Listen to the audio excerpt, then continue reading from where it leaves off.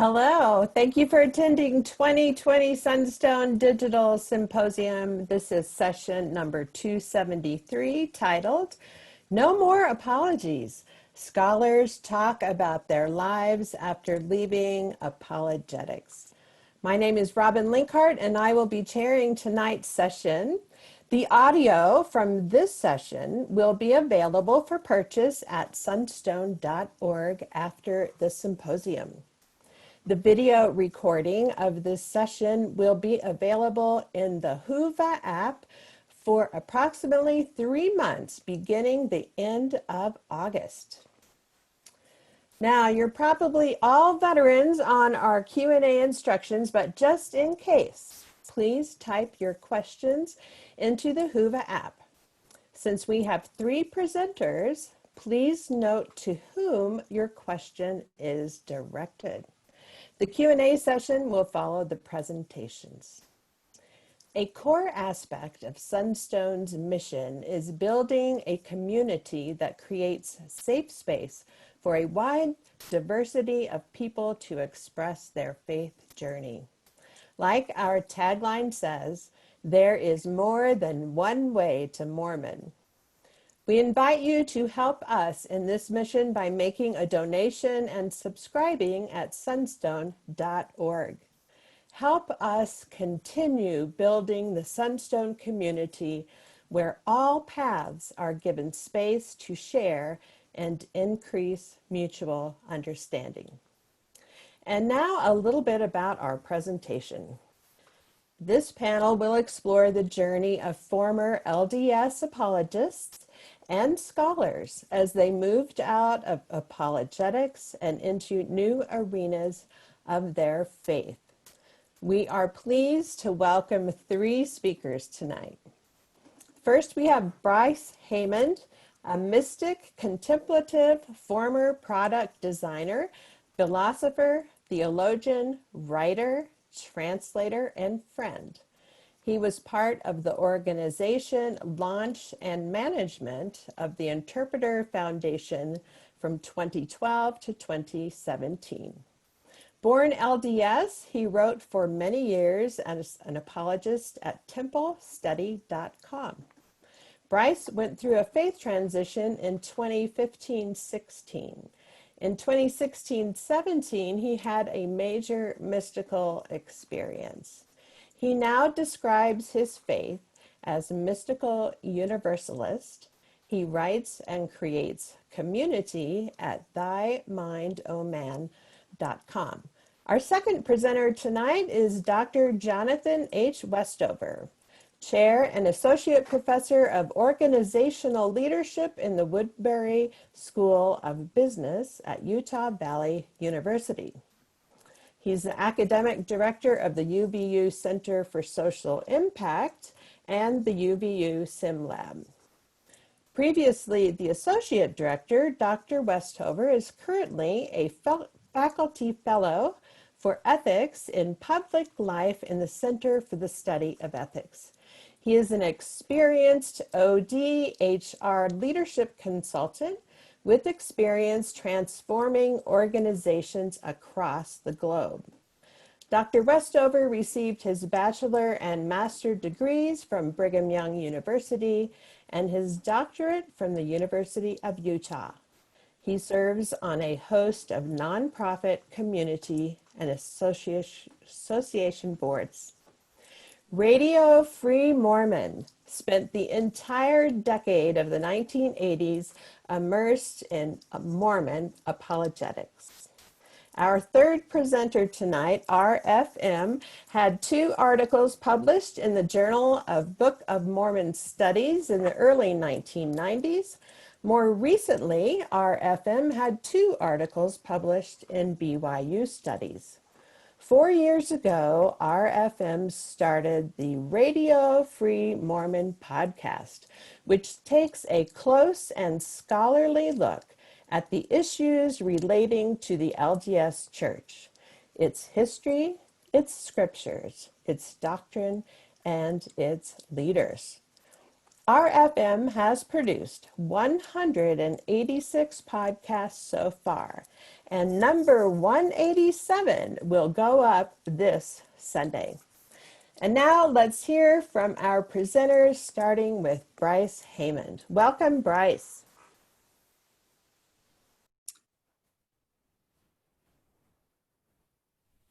Thank you, Robin.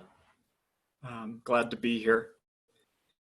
And thanks to Sunstone for inviting me to be a part of this, and glad to be here with John and RFM and to be able to talk about apologetics, what it meant to us back when we were in it, and why we moved beyond it, and what is kind of our relationship with it now. I was thinking, what's the best way of approaching this and to talk about it, and boy, the way that I came to was just to kind of go through my history and kind of explain my background and where I came from and how I got into it, and then what kind of happened that moved me out of it. And so that's what I'm going to do. I'm just going to take about the next 20 minutes or so, and each of the others will take about that long as well to share their sides. So I was born here in Utah. I have a lot of Mormon heritage, going back at least to Nauvoo. One of my ancestors was the chief stonemason on the Nauvoo temple. And I have some other links to famous Mormons like Creed Haymond, who has his story about the word of wisdom has been told several times in General Conference. So my family has been very traditional LDS Mormon for quite some time, and so I was born here in Utah, grew up in Sandy, Utah. Very traditional Mormon kind of household, very conservative. My father worked for the church in the church office building for over 40 years in the finance department. And so he was very immersed in the church and in Mormonism, and he brought that home into the atmosphere at home and brought us up in that. My childhood was pretty non-eventful, I guess you could say.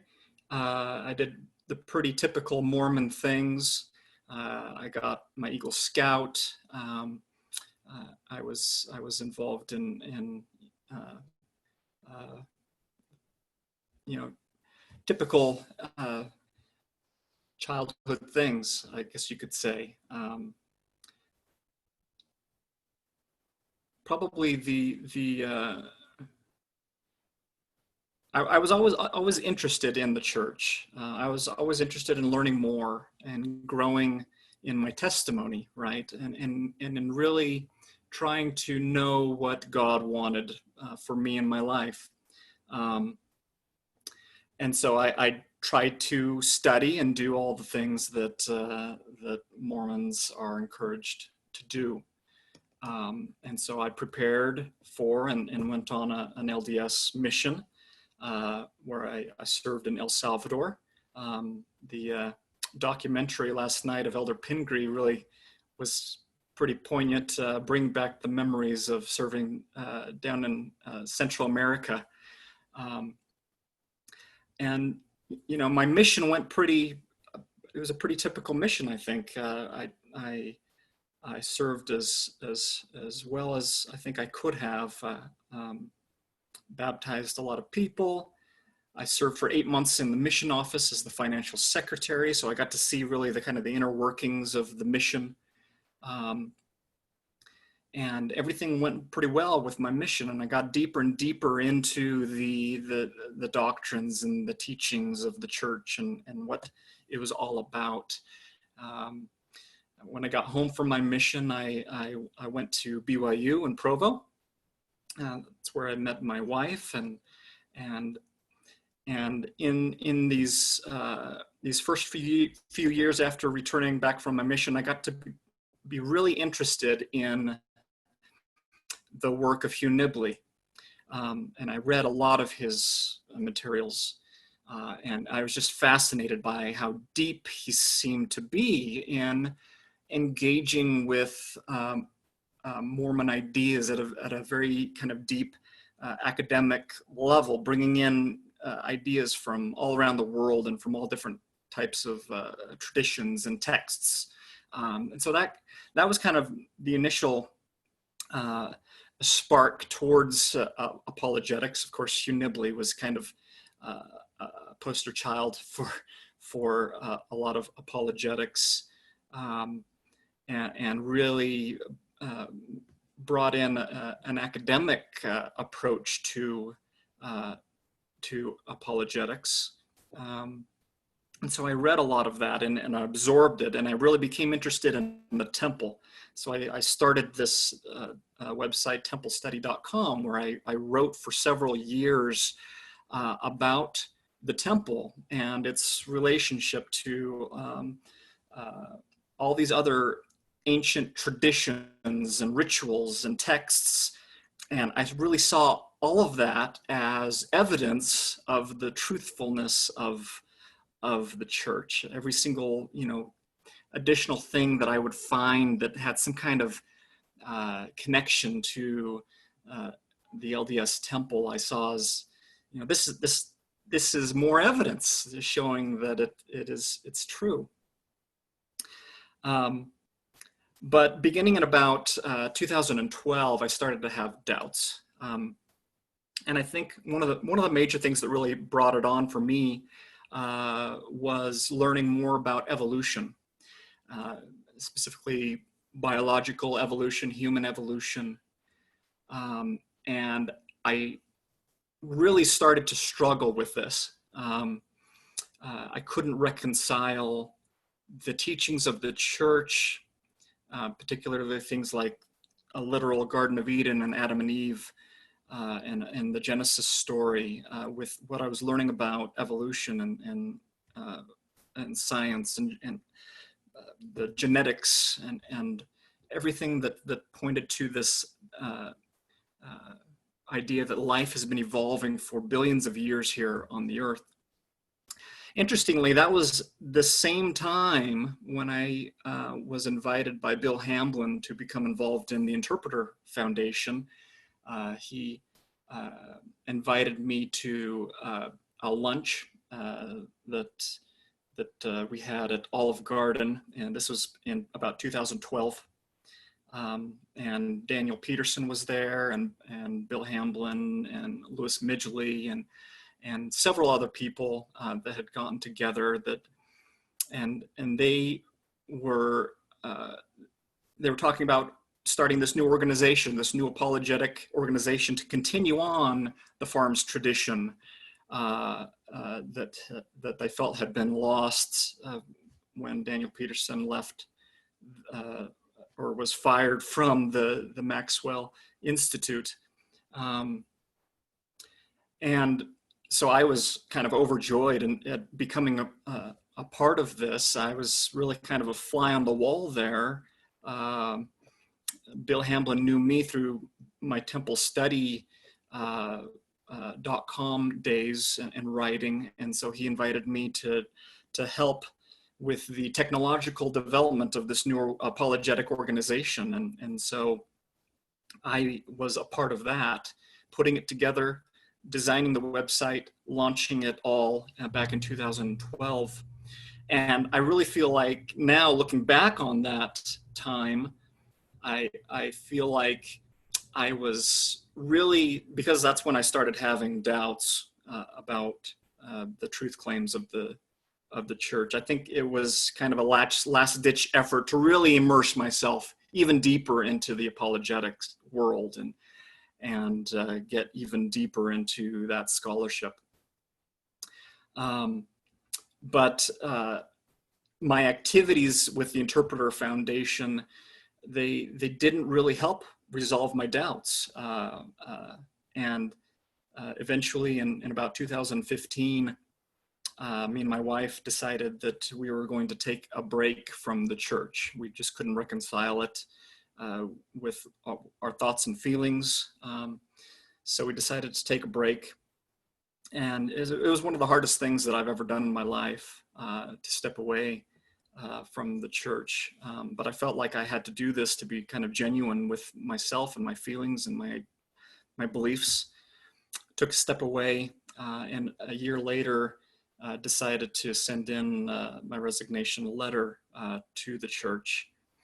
At about the same time, I decided to start a spiritual practice of meditation, which I had learned about in some books that I read. And this really started to open up a deeper place within me, where I felt like I began to experience on an experiential level a lot of the things that I had only talked about or thought about kind of intellectually for my entire life in the church. But through this contemplative practice of meditation, I felt like I started to experience it directly in myself. And so I started to have mystical experiences. And I had a pretty, I'd say, a major mystical experience in 2017. It was April 14th, which actually happened to be Good Friday. And I had this major mystical experience where I felt,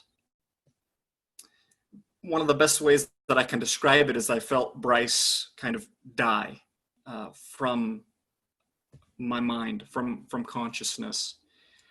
And that experience really just threw open the gates, and I felt like I experienced the Spirit in ways that have been described through, so many different spiritual traditions through history.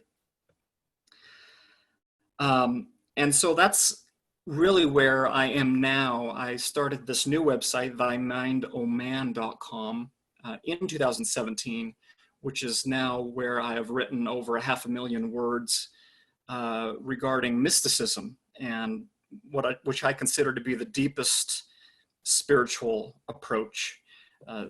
I think mysticism is the source of all of the spiritual traditions, including Mormonism. I think Joseph Smith experienced the divine, and the ways that he interpreted it and translated it is what eventually became the LDS Church and Mormonism. But my approach to it now is quite a bit different than it was before. Now I don't see the church as the one and only true church on the face of the earth, anything like that.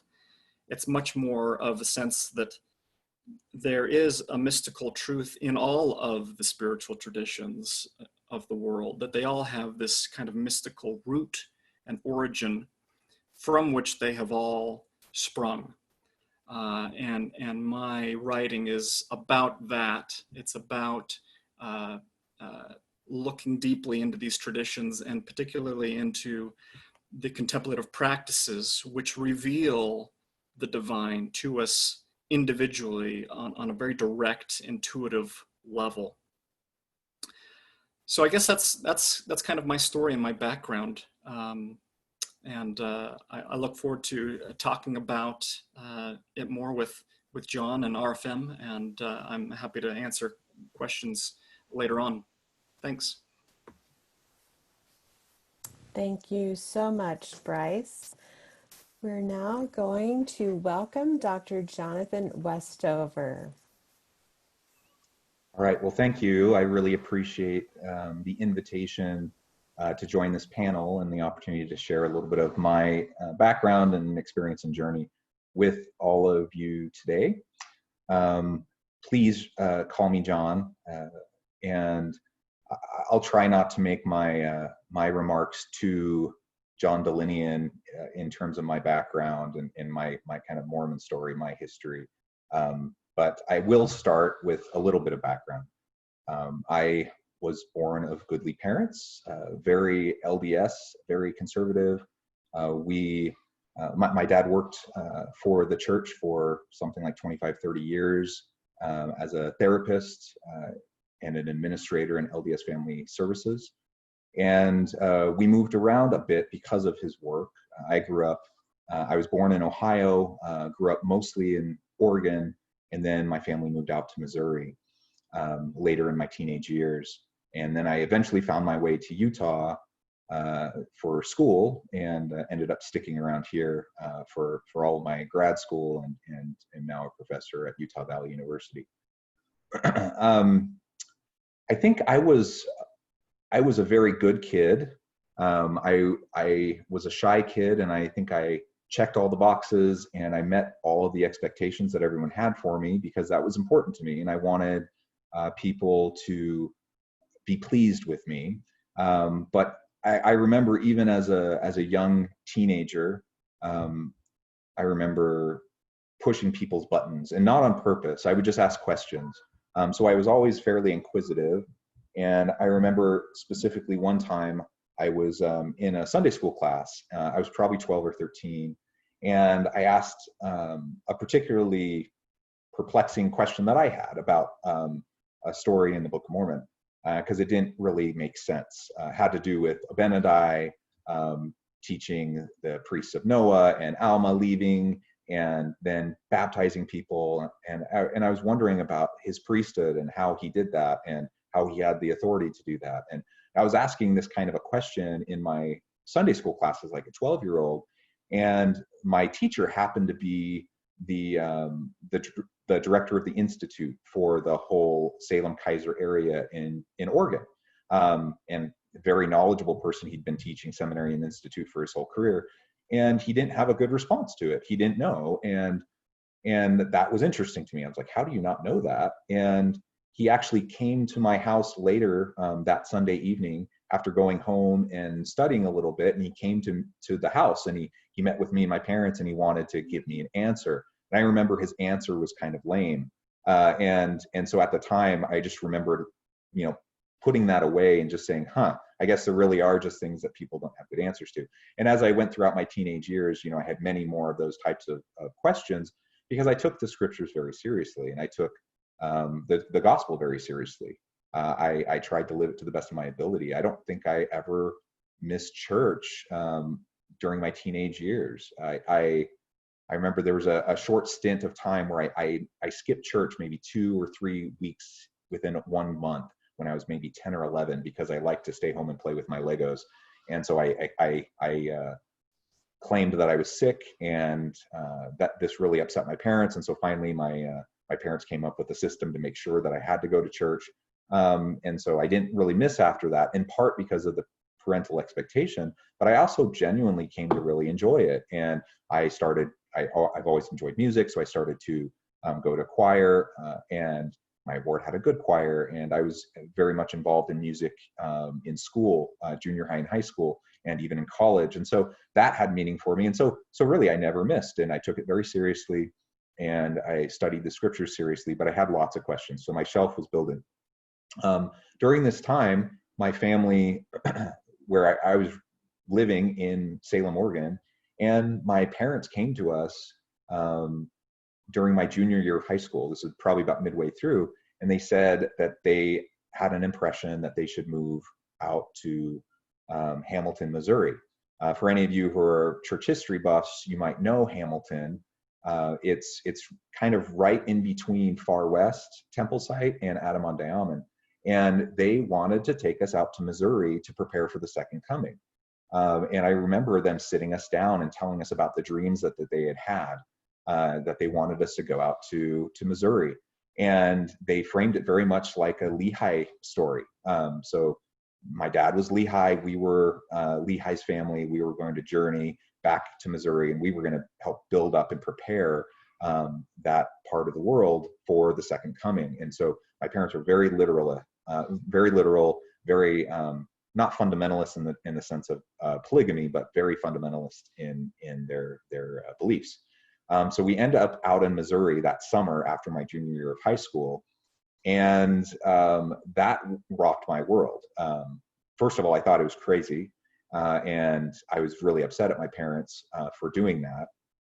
And I didn't really buy into their story about, you know, why they felt directed to go out there.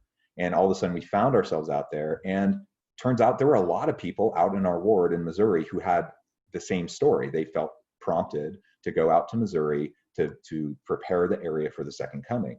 And they were very literal. I remember my dad getting up in the middle of dinner and rushing off to go to Adamonte because some of the members, some of the priesthood members in the ward thought that they had decoded something in the scriptures to tell them the exact spot where the Savior would return. So that was the kind of climate that I was in, and being, you know, kind of a skeptical and having an inquisitive mind at the time, and now being later into my teenage years and being willing to kind of challenge my parents a little bit, you know, that was a tough time for me.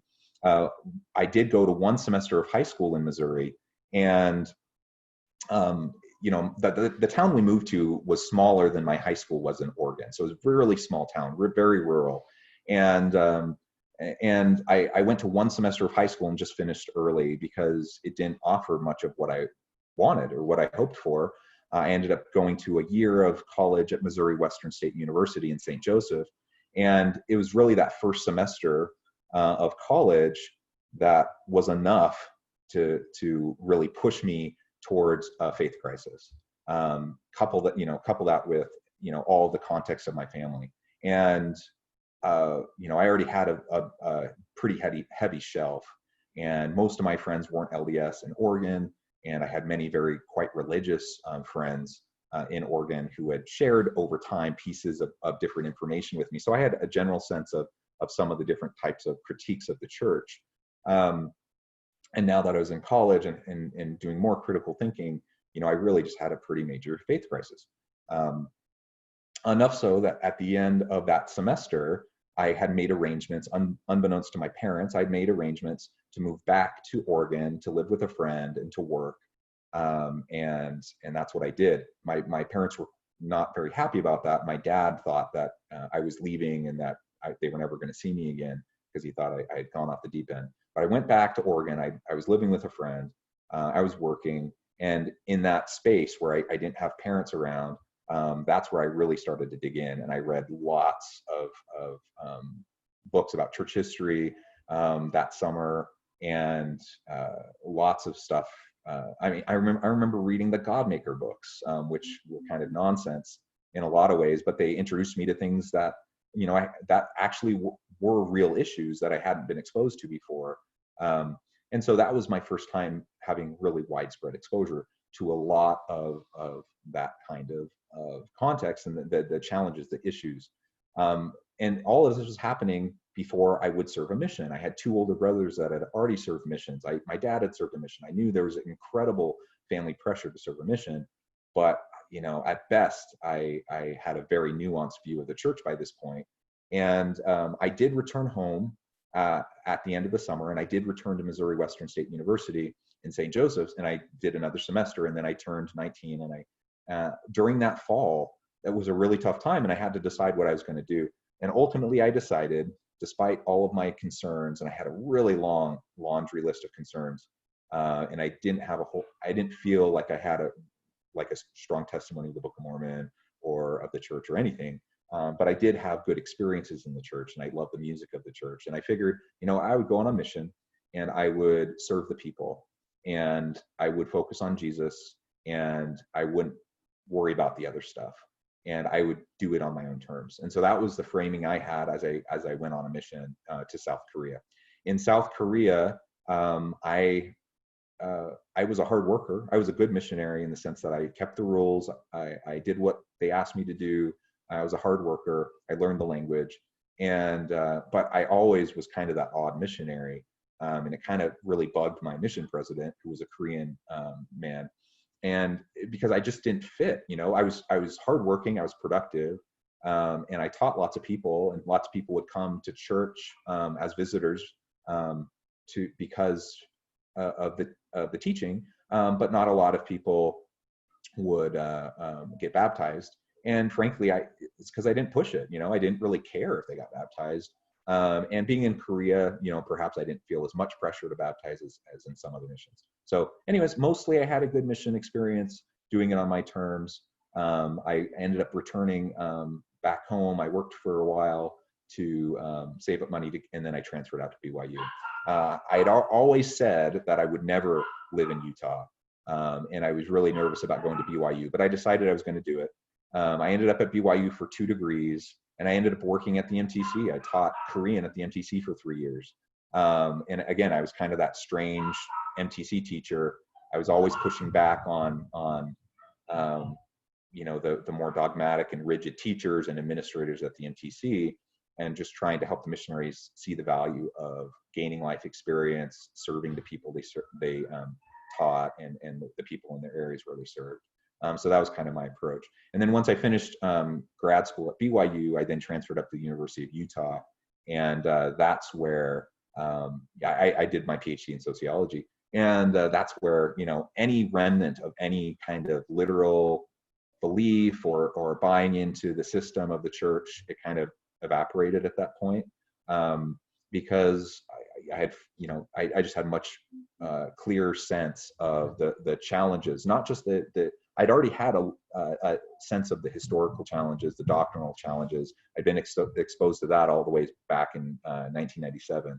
But now I'm really, my eyes are much more open to the social issues that were problematic in the church. And, so that's where I was at that point. But I was still making it work because, I was married in the temple, and I had a family. My wife came from a very Mormon family, and she was very, traditional in her belief and expectations. And so, I was just making it work. I was doing it on my own terms. I'd shelved a whole lot of things. I chalked a lot of things up to doctrine versus culture. I had a lot of problems with tons of stuff in the church, but for the most part, it worked for me. I liked going to church. I liked being with my family and stuff. Fast forward to 2012, and I just finished a stint serving in a bishopric in a family ward, and we moved to Lehigh at this point. I finished up my PhD. I was hired as a tenure track professor, an assistant professor at UVU. We were living in Lehigh. I just finished serving for 3.5 years in a bishopric. And again, that was an interesting experience just because I had done it, kind of in my own nuanced kind of way, living in an incredibly conservative place. And that really made a lot of people uncomfortable. But, I served well. I put a lot of time and effort into it, in building relationships. And so I think people could mostly appreciate that. But once I was released from that bishopric, the new bishop was not so happy with me because I was too liberal and I was too nuanced in the way I viewed things and the way I made things work. We ended up going off to Eastern Europe for a Fulbright fellowship, and I was there with my family, and that's where I had what I would call my second faith crisis. And at that point, I basically, any remnant of a belief that the church would want me in my nuanced belief and allow me to engage in the church in the way that I wanted to with my family, that kind of went out the window at that point. And so that was really hard for me. When I got back, I remember my wife and I having a bunch of really difficult conversations, and I decided, this was going to be a serious issue for my family unless I figured out a way to deal with it. So I decided I was going to double down. I joined Fair Mormon. I think I'm taking too much time to tell the backstory, so let me really get into Fair Mormon. So I joined Fair Mormon, I think within a week of Bill Reel. Bill Reel and I became fast friends, and I joined him on his podcast several times. I joined the Fair Mormon podcast on a few occasions. And my background in organizational leadership, change management, those sorts of things, they were going through their rebranding to Fair Mormon at that time. So I assisted them in some of those types of issues. And they also, some of you may recall, they for a very short time, they had the Fair Mormon Support Discussion Board. So Bill Reel and I played a really important part in developing that discussion board and managing it. But it only lasted a couple years, and because it really rubbed a lot of the Fair Mormon types the wrong way. I didn't have any literal belief at that point. And I hated dogmatism, and I my whole approach was more pastoral apologetic approach, where I wanted to help meet people where they're at, help people who had questions, help acknowledge and affirm their questions, help them feel validated, help them feel like, hey, there's still a place for you in the church, even despite your questions and your doubts. That was my approach, and that really rubbed a lot of the Fair Mormon people the wrong way. They put up with me and Bill for a while. They finally shoved Bill out the door, and I remember it was after a general conference, after I'd been involved with FAIR for a couple of years, running the support board and part of their email service where people would send in questions and people would respond, and I would help respond to questions.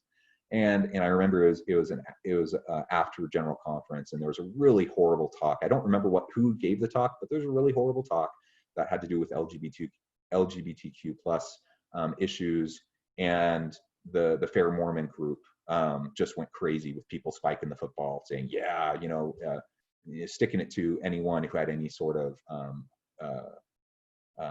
an approach that was softer towards this community and wanting us to be more understanding and sensitive to the community. And I remember just going on this whole discussion thread in this email thread and just asking, just pleading, please do not be such assholes.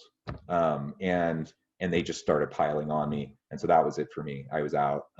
They tried to, some of the Fair Mormon leadership reached out to me. They tried to smooth things over.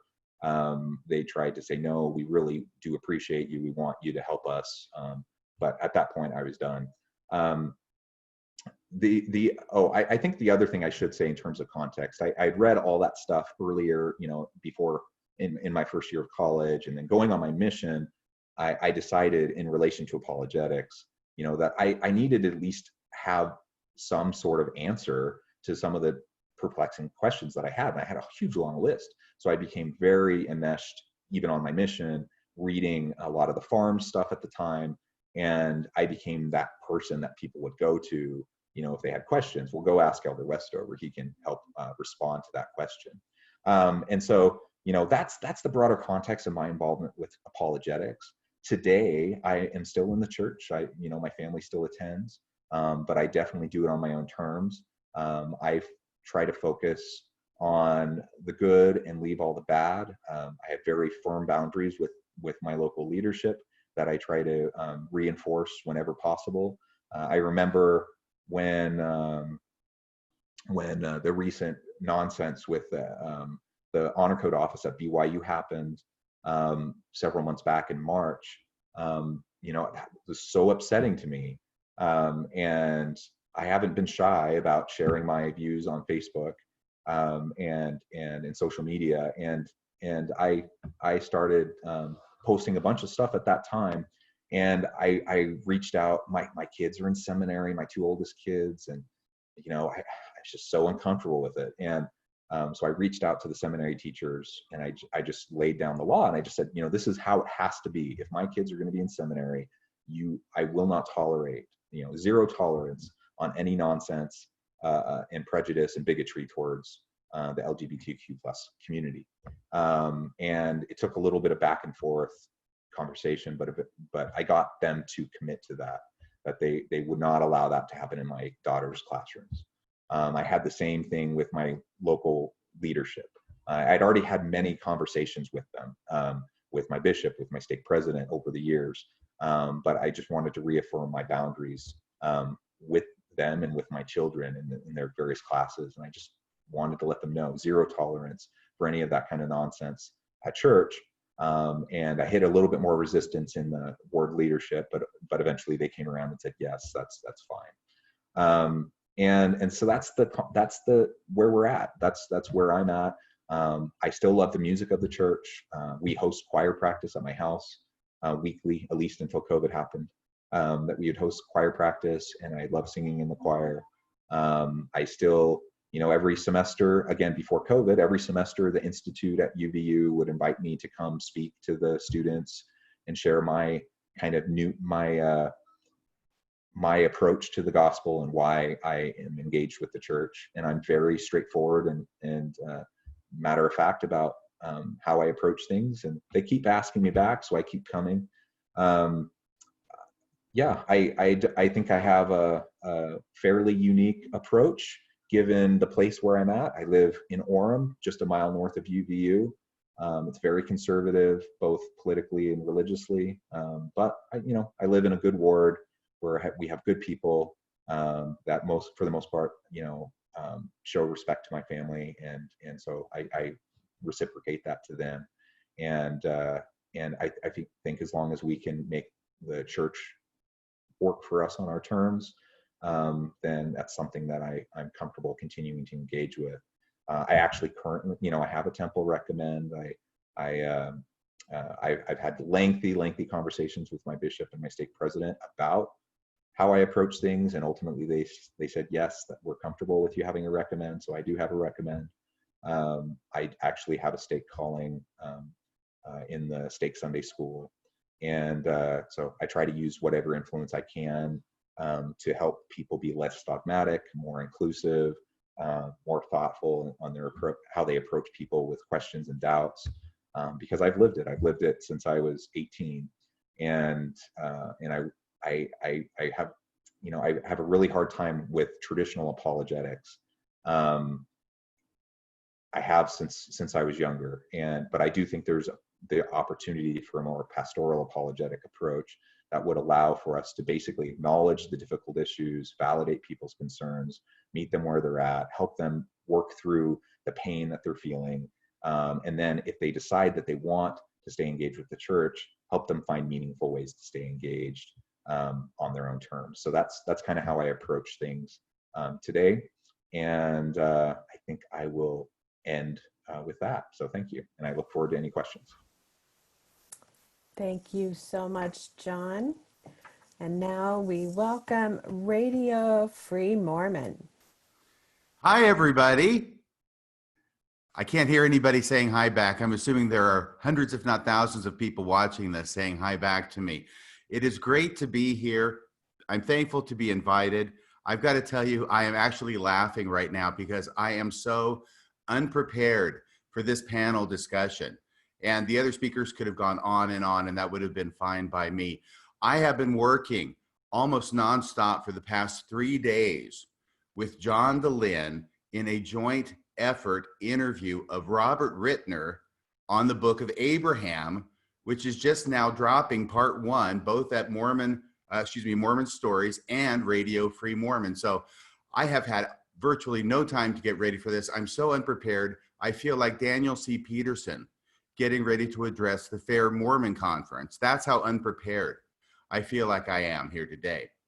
But I do have a few things to talk about. First off, it is hard for me to explore my entire journey from being a devout LDS apologist, which I definitely was back through the entire 1980s, to where I am today as Radio Free Mormon.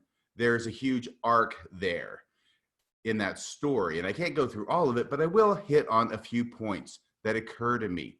By the way, I think most of my listeners know that I did an institute class. I taught a legitimate institute class at the Institute building at the University of Texas at Austin in the spring of 1989 of my own making, and with the approval of the Institute director, 12 classes on defending the faith, i.e. Mormon apologetics. And so those are my bona fides for being an apologist. I now have at radiofreemormon.org over 185 episodes, and there I am using whatever analytical gifts God has given me to try to shine a light on the many areas of Mormonism that church leaders would prefer remain in darkness. So how did I get from there to here?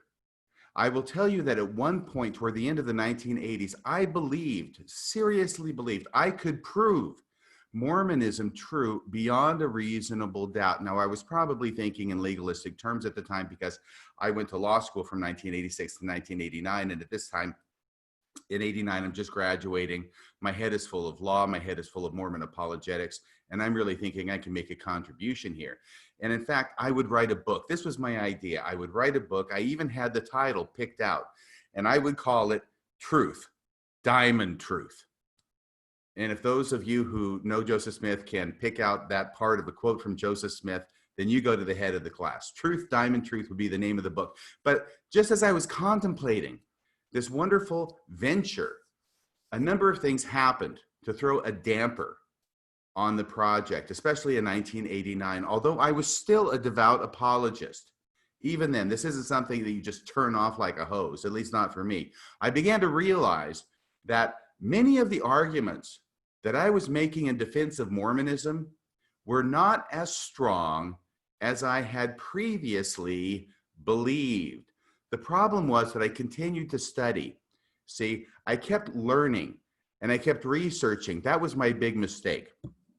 If I had left it where it was, I could have just continued to be an apologist for the rest of my life and never learned anything new.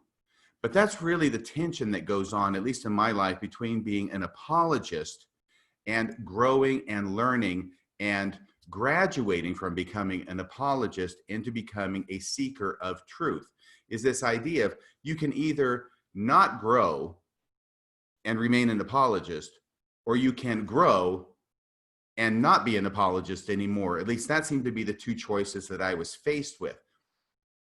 I also began to become aware at the time. I was also this kind of guy that I wanted to be the Book of Mormon answer man. I wanted to be that guy that when people had troubles with the church and they were reading anti-Mormon literature or people were talking to them about bad things about the church, I was the guy. I wanted to be on the other end of the bat phone when they picked it up and said, hey, I got a problem. I need some help here.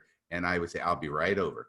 And I would take care of the problems. Yes, I wanted to be that guy, but I also began to be aware gradually that the success of my arguments defending Mormonism depended on the other person not knowing the counter argument.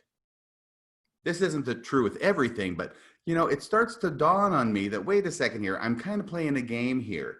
And my argument depends on them not knowing the counter argument. Now, of course, on the off chance that the other person did know the counter argument, I had a backup plan already in place to counter the counter argument, right? But that position, if I have to go to the point where I'm countering the counter argument, that position is going to be much weaker than the presentation would seem if I didn't have to go there to the counter argument. So basically, I'm depending upon the other person not knowing as much as I know, and therefore being able to present Mormonism as more strongly and more correct than if they did know what I knew, if you know what I mean. And so ultimately, I start seeing that.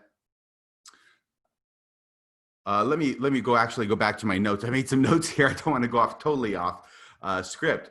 But I also began to learn that if I had an answer, any answer, that's what was important. Not really whether that answer was personally satisfying to me, okay? So I just had to be able to say something. And if I was able to say something, anything in response to an answer, then that seemed to be all that was necessary at first, right? And this is like the character Mephistopheles in the book Faust, where he is quoted as saying, men usually believe, if only they hear words, that there must also be some sort of meaning. So it's like this idea that if you just spout some words, then people think, well, if he's saying words, there must be some meaning to it. And I'm not going to get into a long, involved digression here, but my gosh, hundreds and hundreds of pages of Nibley. I can't think of a better definition of my experience reading Hugh Nibley, or at least most of Hugh Nibley, which is that men usually believe, if only they hear words, that there must also be some sort of meaning. Well, maybe there's some sort of meaning that he was trying to get across, but it certainly wasn't coming across to me because I couldn't make heads or tails out of what he was talking about. But I did think this is obviously a smart guy, and therefore, if he believes Mormonism is true, it must be true. Okay, so I began to see that Mormon apologetics wasn't about growth, personal growth, me growing through learning new things. It was about defending a predetermined set of truth claims, a dominant narrative, if you will. And it was kind of like being a lawyer, which is kind of funny because that's what I am. 30 years now, I've been a lawyer. But it started striking me that being in Mormon apologist was like being a lawyer, because what I'm doing is I'm arguing a case. My job isn't to find the truth. My job is to represent my client. And my client in this case is the Mormon Church and Joseph Smith and the Book of Mormon and the Book of Abraham and everything else that goes along with the Mormon Church. And all of my abilities, all of my analytical skills, all of my smarts and knowledge must be used for one purpose and one purpose only, and that is to defend my client's position that the Mormon Church and the dominant narrative is true. Now, on the other hand, it is not like being a scholar. Being a lawyer is not like being a scholar. It's not like being a scholar whose job is to find out what the truth of the matter actually is.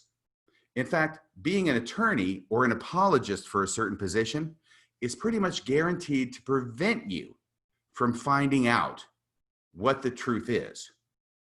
That is, unless you start out with the conclusion, that is, you start out with the conclusion that you already have the true position. But then, I'm so sorry here. Actually, I'm confusing myself here. I typed up these notes hurriedly. I'm not sure that I typed them up correctly. Let's put it this way. The whole deal with being an apologist is you start out from the beginning knowing the conclusion, right?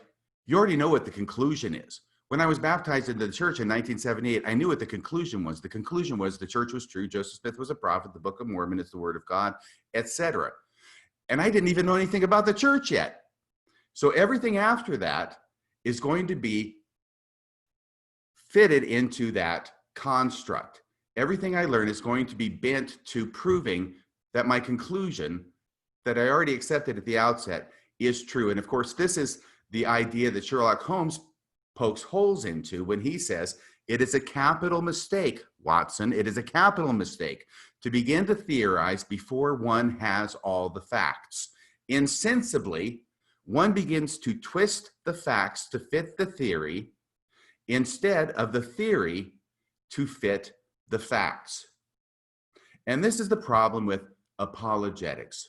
It's the problem with so much outside of Mormon apologetics. I mean, it happens in other religions, it happens in politics, it happens in pretty much everything where people have a predetermined belief and a commitment to that belief, that they want to defend that belief, and then they're going to start using all these confirmation bias kind of ideas to filter the information, to accept the information as true that supports their belief, and to disregard or discount any information that undercuts or contradicts their belief. But going from being an apologist to being Radio Free Mormon is the process of personally recognizing that, not only in other people, that's easy.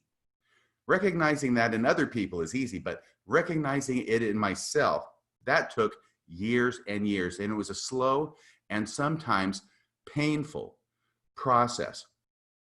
Now I'm looking here at my notes and I'm thinking that I'm going to skip this part about Plato's cave.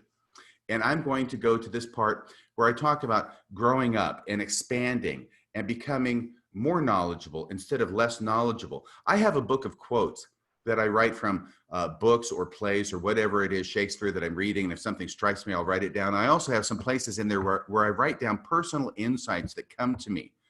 And back on March 2nd, 2014, I know because I wrote the date next to it in my book, this idea came to me. I think I was sitting in church at the time, probably sacrament meeting, and this is the thought that came to me.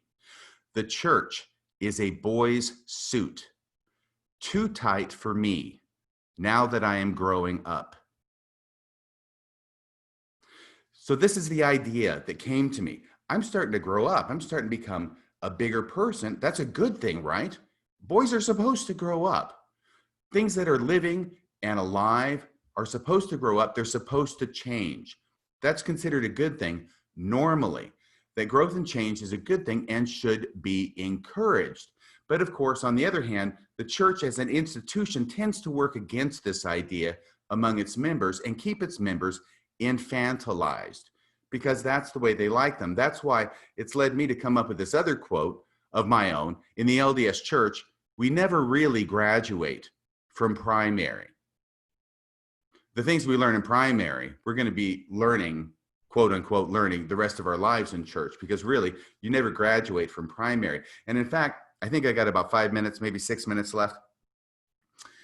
John Gee, just yesterday, There was an interview with him on a Fair Mormon interview. Went up yesterday. I listened to it driving to work this morning. And he's talking about Brian Hauglid. And I think all the listeners know who that is. And if not, please look it up. I can't actually go and describe all this. But he's talking about Brian Hauglid. And John Gee is talking about how John Gee, his own position on the book of Abraham, has been consistent. But that Brian Hauglid's position on the book of Abraham has changed over the past 10 or 11 years. And the amazing thing to me personally is that John Gee is saying that like it's a bad thing.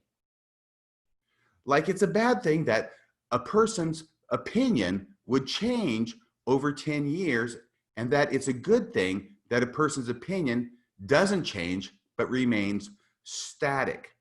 And I think that illustrates so well this point I'm trying to make, that you can be an apologist and remain an apologist and remain unchanged, unstunted, ungrowing, or you can be a person who's more of a scholar and escape the cave of Mormon apologetics and become bigger, grow, learn, actually find out where the heck the truth leads to. And it's a wonderful, it's an exciting adventure. At least it has been for me, and I think for everybody else that I've met.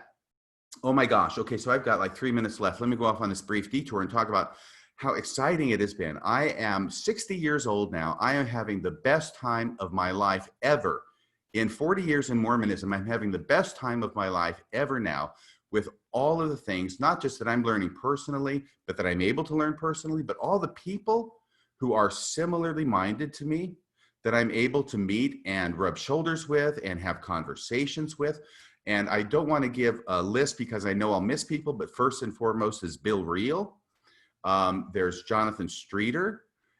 There's all sorts of people. Once again, I know I'm going to forget people. I've even been able to interview people. My gosh, I can't even imagine that I'm able to interview people. Like there was Carolyn Pearson I've interviewed recently. There was Brian Hauglid. I interviewed him. He was nice enough to come on the show.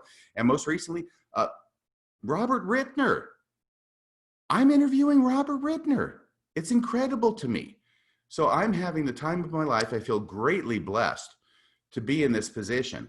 And this is the difference to me between being a Mormon apologist and then growing up, leaving the cave, and being able to actually investigate things, learn things, grow, expand, and find out, frankly, what true happiness is. I always heard in the Mormon church that true happiness is found only in the Mormon church. You can't find it outside the church. That's fake happiness out there. Those people, they just look happy, but they're really not. They're really miserable. I found out that's not true. For me personally, and only speaking for me personally, the truest happiness I have ever found is outside the LDS church. So I think that's about all that I have. No, let me go ahead and close this with one of my favorite quotes from Walden, from Thoreau. There are none happy in the world but beings who enjoy freely a vast horizon. There are none happy in the world but beings who enjoy freely a vast horizon. And I see that I may have 1 more minute left, so let me close this with one of my quotes. This is one that I did myself. This is another idea that came to me when I was in church. This is back from August 20th, 2013. Isn't that funny that I can actually tell you what the dates are because I wrote them down at the same time? This is based upon the idea that I had heard because when I joined the church, Spencer Kimball was the president of the church. Great guy, so many wonderful attributes about him. But he gave a talk that stuck with me where he likened members to horses. And he said, we want members who are plow horses, not members who are race horses, because plow horses, they'll just chug along all day, day after day after day. And a race horse will go really fast for a short period, and then it can't go anymore because that's what a race horse is bred to do. And he said, in the church, he said that in the church, we want plow horses for members and not race horses. And thinking about this thought came to me, and this will honestly be the end quote here. Okay. This is a quote came to me based upon this. Here we go. God wants plow horses and not race horses. So we are told. But what I think God wants most of all is to have winged horses. And that's it. thanks everybody for listening. I guess I'll hang around for the Q&A, and I appreciate being here. All right. Thank you so much, Radio Free Mormon. And I am going to assume that Bob is going to put all of us on the board in tiles for the Q&A. We have several questions in the queue. I'm going to start with some directed ones first. And Bryce, this one's for you. Bryce, our paths are quite similar. Have you written about your mystical experience on your site? That's a good question. As anyone that's familiar with mystical experiences knows, they're very hard to describe. They're often described as indescribable, ineffable, beyond words. They can't be put into language and still kind of capture the essence of what it was. I've tried to write about my own experience, but the words just didn't come. The words seem so weak, and like they don't capture what it was, and so I haven't explicitly or directly talked about that experience that I had on Good Friday in 2017. What I have written about, though, and I've now written, like I said, over 500,000 words on the site. I feel like in engaging with all of the mystical literature out there through history and the mystical traditions that are alive today, and talking about them in this way, I am talking about my own experience too. There's a famous quote that goes, theologians may quarrel, but the mystics of the world speak the same language. And I really feel that's true. And so whenever I write about mysticism from any perspective, I feel like I am expressing different aspects of my experience. And maybe someday I will try to put my own experience down into more concrete terms, but that's where I'm at right now. Thank you, Bryce. Here's a quick one for you, John. When were you in South Korea? I was there 88 to 90. We must have known each other. Back then, I was Elder Slade. I was there 98 to 2000, so a little bit later, but I'm sure it would have been great to know you. And now a more serious one for you, Jonathan. Do you have a concern about a disciplinary action with you admitting a lack of literal belief, as you have said? Who knows? I mean, it's possible, but I've been pretty open and straightforward for years, and nobody's sought any sort of action against me during that time. So I doubt it, but I suppose it could happen. I'll say that the quickest way to get me and my family to completely disengage from the church would be to take disciplinary action against me. So if that's something that a local leader decided they wanted to do, then certainly that's within their right, and we wouldn't put up with that. But to my local leaders' credit, they've honored our wishes, and they've respected our boundaries.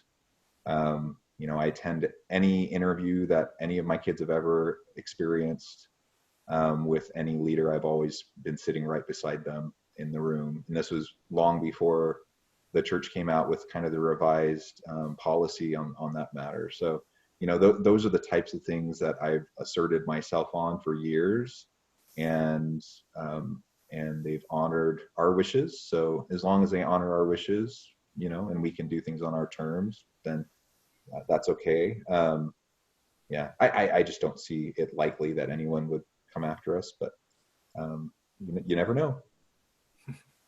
Thanks, John. So, Radio Free Mormon, I want to report to you that among those thousands of fans who are here for you, we did have a few register their comments. Yippee, ki-yay, hi, RFM, and can't wait for your next podcast post. And so I thought we would send this one that's not designated to one of the three of you for you first, Radio Free Mormon, and then we will check in with Bryce and John to see if they have anything to add. So here you go. Why do you think some brilliant intellectual people remain traditional members? For a few years, what kept me active was feeling there's no way these people, including my mission president, could be wrong. Well, that is a really good question. And I will tell you something that I have learned as being a defense attorney and representing all sorts of people, most of whom are unjustly accused, I must say. But they're charged with criminal offenses, right? And you look at people and the way they do things, and you think, I would never, ever do something that way. What it's led me to understand is that there is no way for me to judge how somebody is going to behave, because you know something? Different people do things differently.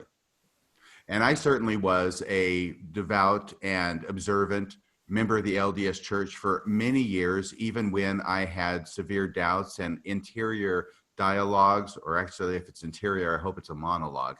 If it's a dialogue, I'm probably in trouble. But in talking with other people as well, who have similar thoughts.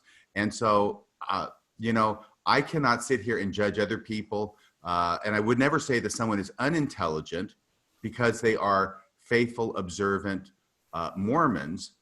How can they do that? I don't know. All I can say is different people do things differently.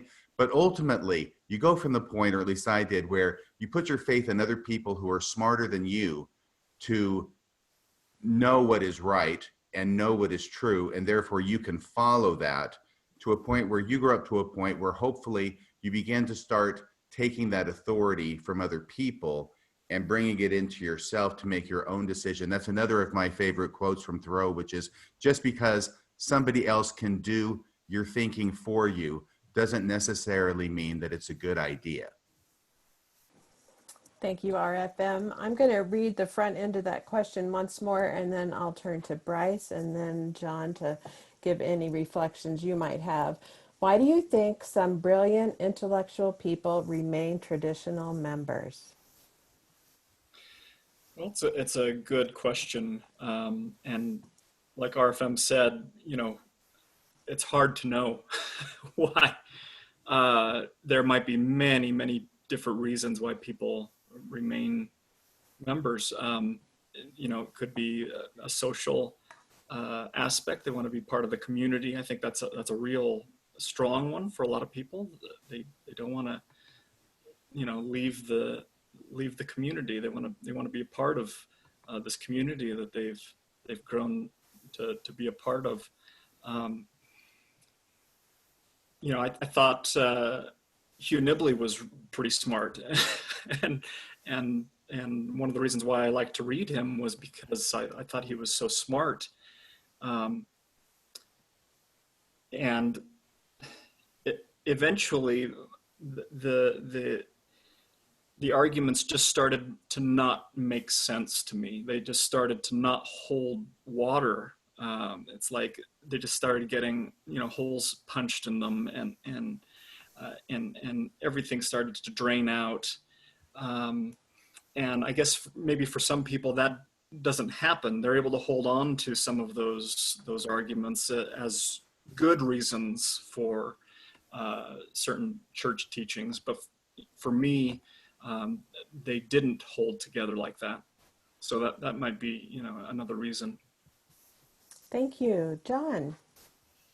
Yeah, I think what Bryce and RFM both already said, people are complex. There's so many potential ways that people make sense of things, and you add in confirmation bias, and how people have mental, they create mechanisms to deal with the cognitive dissonance. And so lots of people put things on the shelf and they compartmentalize. and they know that something doesn't feel right, but they find meaning. They love the community. They find meaning. They feel like they've had answers. So even though they can't reconcile this historical thing or this doctrinal thing or this social issue within the church, they feel confident that overall it still all has to fit. It all has to make sense. And so I think that's how a lot of people end up doing it. And I've known lots of, I still know lots of really super intelligent, smart people who are in the church. But there's a whole spectrum, and so to say, like, I don't even know quite what the writer of the question means. We'd have to ask them to define what they mean by a traditional member, because I'm not sure what that is. I'm not sure who that traditional member is. I think the vast majority of people who show up to church on Sunday aren't probably what that person might have meant when they asked the question, because I think lots of people have doubts, lots of people have questions, lots of people are there for mixed reasons. I think it's actually a fairly small subset of those who attend weekly who actually are fully orthodox and dogmatic in how they view everything.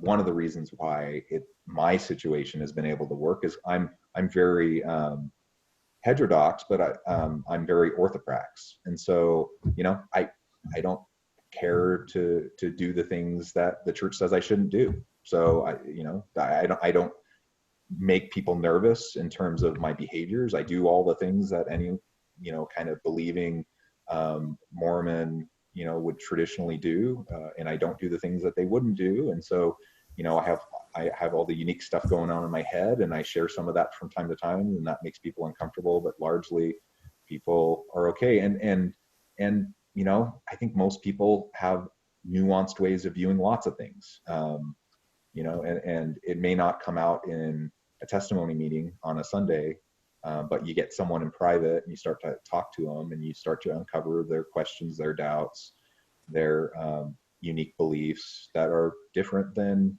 the standard, and yeah, so I think there's a big difference between orthopraxy and orthodoxy, and yeah. Thanks, John. Robin, Ah. I'm so sorry. Not to, just to butt in. I just had a really, really super intelligent guy who wishes to remain anonymous on this point. Text me his answer to the question, where he says his answer to the question is this: because if you're raised on a diet of bullshit, then you never realize what you're eating. Well, thank you for offering that culinary delight.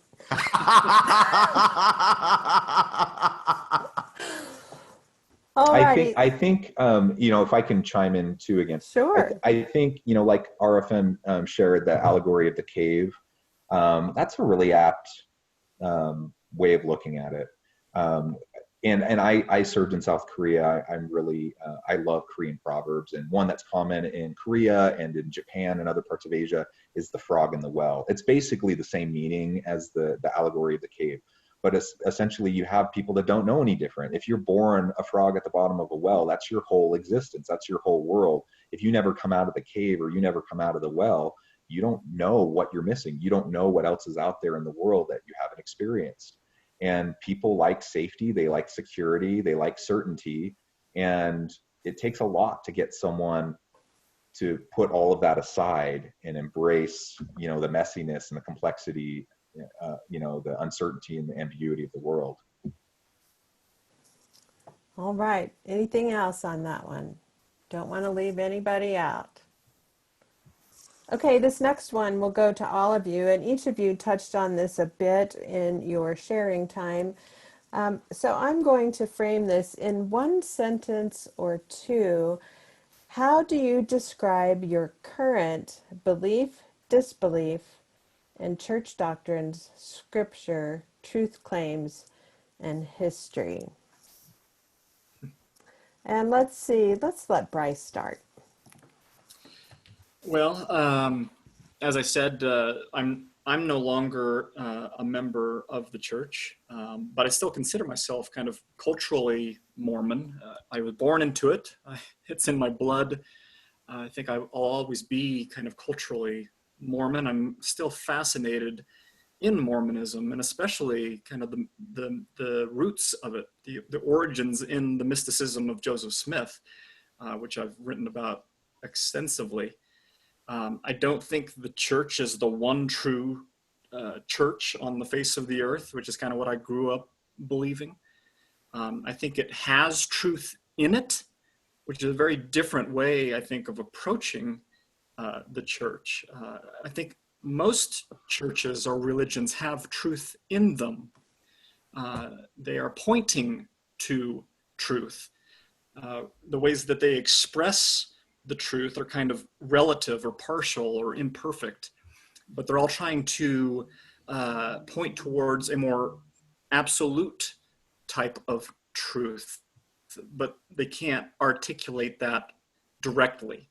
It's kind of impossible to speak the absolute truth, and so they point to it. And I think that's what Mormonism also is trying to do. I think Joseph was interpreting or translating his experience of the divine in the ways that he had been conditioned as kind of, you know, this New England American kind of folk magic guy. He interpreted in the ways that his mind was conditioned to interpret it all. So that's kind of at a general level. As far as like the scriptures, the Book of Mormon, I don't think it is a historical, literally historical. I think it came out of the deep contemplative consciousness of Joseph Smith, from a very deep place in his mind and consciousness. And I still think it's inspired because of that, where it came from. But I don't think it's the literal word of God. I don't think it's literally historical. I think it taps into kind of a perennial tradition, perhaps also called ancient wisdom. But that's not because it's literally ancient, but because it taps into this more perennial spirit of what is the divine, what is the transcendent, the absolute. You know, what is it that we're, this kind of telos that we're being drawn towards. So anyway, those are kind of some of my thoughts about the church. I've actually written a number of articles on my website, thymindoman.com, where I try to reconstruct a new kind of a narrative of Mormonism from a more mystical point of view. And so that might be interesting for some people to take a look at. Thanks. And thanks for reminding us of that website. That's going to be a go-to for a lot of folks after this session. And Jonathan, what about you? How do you describe your current belief, disbelief in church doctrines, scripture, truth claims, and history? I'm a very proudly self-proclaimed Zen Mormon Universalist. I've declared myself that now for probably at least 8 years. And it sometimes makes people a little uncomfortable, but for the most part, I think it's fine. I have a nice Buddha out on my back deck, and people seem to be okay with that for the most part. I would say I'm a hopeful agnostic, and I live my life as though I believe God were there, but I certainly don't know God is there. I've had what I would consider some powerful, mystical, spiritual experiences in my life that I can't explain. So I behave, I live my life as though God is there, and I hope that God is there. But that's about the extent of that. And as I already mentioned, I'm very orthoprax, but I'm not orthodox, really in any sense, in terms of the truth claims or the traditional teachings or beliefs of the church. And I have very serious issues and concerns that I regularly push back on in terms of social issues and how they're handled in the church. So that's me. Thank you, John. RFM, take it home. There we go. I just unmuted myself. I was having a little trouble there. Sorry about that. Yeah. So here's what I think. I think that Joseph Smith, when I read Joseph Smith, he seems to have been always wanting to keep things open theologically to new possibilities. He hated creeds. He hated the idea of creeds because he said they set up stakes and say, hitherto shalt thou come and no further. He hated them so much that he even put in the mouth of Jesus Christ in the 1838 account of the first vision, calling the creeds an abomination, and the professors of those creeds are all corrupt. That's how much he hated creeds. So ironically, what's happened now is that the LDS Church has become so creedal, so rigid, so petrified, so moribund with doctrine and basically a very creedal system, that it has become, in effect and ironically, exactly the kind of church that Joseph Smith originally came to overthrow. And when I think about dogma, I always think about one of my favorite people, Alf, from the 1980 sitcom, when he talked about dogma and he said, yuck, that's dogma. No, it's worse than dogma. That's dog manure. Got it. That's pretty clear. Thank you. Jonathan, here is a practical application question for you. Yeah. Hang on just a second. So regarding your request to your local leaders to refrain from saying anything disparaging about the LGBTQ community, what exactly did this look like? How did they agree to handle discussions about church teachings that are harmful to the LGBTQ individuals? Yeah, good question. Well, I'll say first, when I sent this, I'll call it a request, but it was more of a demand. When I sent this kind of boundary line in the sand request to my bishop and the ward council, everyone was included on the email. I didn't hear anything from for a week. So this was in contrast to the seminary teachers. When I did the same thing, we engaged in discussion immediately, like within a half hour of me sending the email. I think it made the leaders very, very uncomfortable, and they didn't really know what to do with what I was requesting. And at one point, the bishop, who is a man I really appreciate, he's a thoughtful man, a good man. But he responded, that he felt very uncomfortable with my email, and he felt like I was choosing to be offended before anyone had done anything. And I just said, no, this is a matter of boundaries. It's a matter of, I don't expect my kids to be in a complete bubble. We're a very liberal home. They hear from me and their mom regularly about all these issues, but we live in Utah. We live in Utah County, so I know they're hearing from their friends, and I know they're hearing from people at school, teachers, about all sorts of things all the time. I don't expect them to never hear the more concerning types of views on whether it's racial issues or LGBTQ plus issues or whatever the case may be. So I told the bishop, I understand that things might come up, like things could be said. You can't control what people will say. You can't control what someone's going to say over the pulpit, in a given talk or in a lesson or a testimony. But you can create clear expectations amongst the membership about what is acceptable types of behavior, dialogue in those settings. And for teachers, so in my role in the Sunday school and trying to help frame, effective teaching, like there's no place for any of that nonsense in having meaningful, uplifting teaching in the church, I believe. And so I am not shy about saying that, and I'll say that over and over and over again. And so I express that to the bishop. Like there really is, especially for kids, for my primary age and young women age kids, there's no place for any of that. It should be Christ-centered. It should be service-oriented, and anything beyond that, I'm not comfortable with. And if something does come up, something does come out, that we will address it in my home for sure, and I'll help the kids know that we completely disagree. They know that I think that the many of the brethren in Salt Lake are bigots. I'm not shy about sharing that perspective with them, and I will say the same thing if someone in our ward says stuff like that.